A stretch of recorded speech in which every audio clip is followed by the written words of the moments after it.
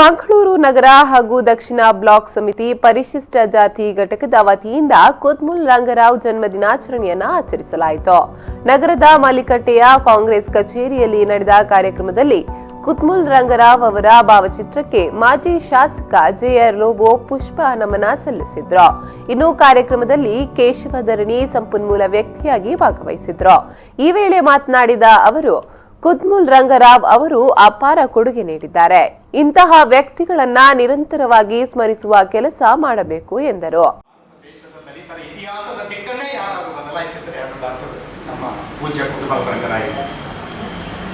ಅಸ್ಪೃಶ್ಯರ ಹಟ್ಟಿಯಲ್ಲಿ ಅಕ್ಷರದ ನುಡಿಯನ್ನು ಬಿತ್ತಿ ಅಲ್ಲಿ ಆತ್ಮಗೌರವ ಮತ್ತು ಸ್ವಾಭಿಮಾನದ ಬೆಳೆಯನ್ನ ತೆಗೆದವರು. ಯಾರು ಮುಟ್ಟಬಾರದಂತ ಜನ ಇದ್ರು ಅವರ ಹಟ್ಟಿಯಲ್ಲಿ ಹೋಗಿ ಇವರನ್ನು ಮುಟ್ಟಿ ಅವರ ಬೆನ್ನು ತಟ್ಟಿ ಅವರನ್ನ ಈ ನಾಡಿನ ನಡು ರಸ್ತೆಯಲ್ಲಿ ಎದೆ ಎತ್ತಿ ಬಾಳುವಂತೆ ಮಾಡಿ ಅವರ ಗಮನಿಗಳಲ್ಲಿ ಹೊಸ ಶಕ್ತಿ, ಚೈತನ್ಯ, ಸ್ಫೂರ್ತಿಯನ್ನು ತಂದಂಥವರು ಪೂಜ್ಯ ಕುದ್ಮುಲ್ ರಂಗರಾವ್. 159 ವರ್ಷಗಳ ನಂತರ ಕೂಡ ಇವತ್ತು ನಾವು ಅವರನ್ನು ಸ್ಮರಿಸ್ತಾ ಇದ್ದೀವಿ ಅಂದರೆ ಅವರು ಸಾವಿಲ್ಲದ ಸರದಾರರು. ನಾವು ನಮ್ಮ ಹೆಂಡತಿ ಮಕ್ಕಳಿಗೋಸ್ಕರ ಸತ್ತೋಗ್ಬಿಡ್ತೀವಿ, ನಮ್ಮ ತಾತನ ಹೆಸರೇ ನಮಗೆ ಗೊತ್ತಿರೋದಿಲ್ಲ.